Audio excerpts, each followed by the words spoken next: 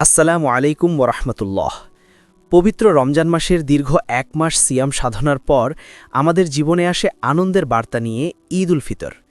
কিন্তু মুমিনের ইবাদত শুধু রমজানের সাথেই শেষ হয়ে যায় না। রমজানের পরপরই শাওয়াল মাসে আমাদের জন্য রয়েছে এক বিরাট সুসংবাদ। আজ আমরা আলোচনা করব শাওয়ালের ৬টি রোজা নিয়ে। বিশেষ করে এই রোজাগুলো কি একটানা রাখতে হবে নাকি ভেঙে ভেঙে রাখা যাবে এই বিষয়ে। রমজান মাসের ৩০টি রোজা রাখার পর যখন আমরা শাওয়াল মাসে প্রবেশ করি, তখন আমাদের সামনে সুযোগ থাকে পুরো এক বছর রোজা রাখার সমান সওয়াব অর্জন করার। রাসূল সাল্লাল্লাহু আলাইহি ওয়াসাল্লামের হাদিস অনুযায়ী, মান সামা রমাদান সুম্মা কাতবাহু সিত্তান মিন শাওয়াল কানা কাসিয়ামিদ দাহর। এই ফজিলতপূর্ণ রোজাগুলো রাখার ব্যাপারে আমাদের মনে অনেক সময় একটি প্রশ্ন জাগে। অনেকেই ভাবেন ঈদের পরদিন থেকে শুরু করে একটানা ৬টি রোজা রাখা কি বাধ্যতামূলক? যদি আমি কাজের চাপে বা অসুস্থতার কারণে একটানা রাখতে না পারি, তাহলে কি আমার সওয়াব কমে যাবে? ইসলাম অত্যন্ত সহজ এবং বাস্তবসম্মত একটি দিন। উলামায়ে কেরাম এবং ফিকহের স্কলারগণ এই বিষয়ে অত্যন্ত সুন্দর এবং স্বস্তিদায়ক সমাধান দিয়েছেন।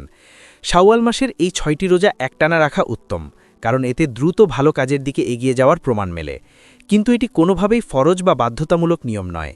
আপনি চাইলে শাওয়াল মাসের যে কোনো দিন এই ৬টি রোজা রাখতে পারেন। ঈদের দিন অর্থাৎ শাওয়াল মাসের ১ তারিখ রোজা রাখা হারাম, কিন্তু ২ তারিখ থেকে শুরু করে মাসের শেষ দিন পর্যন্ত যে কোনো সময় আপনি এই ৬টি রোজা সম্পন্ন করতে পারেন। কেউ চাইলে সপ্তাহে ২টি করে রোজা রাখতে পারেন, আবার কেউ চাইলে নিজের ছুটির দিনগুলোতে একটি একটি করে রোজা রাখতে পারেন। মূল উদ্দেশ্য হল পুরো শাওয়াল মাসের মধ্যে যে কোনোভাবে ৬টি রোজা সম্পন্ন করা। মা বোনদের ক্ষেত্রে বিষয়টি আরও সহজ করা হয়েছে।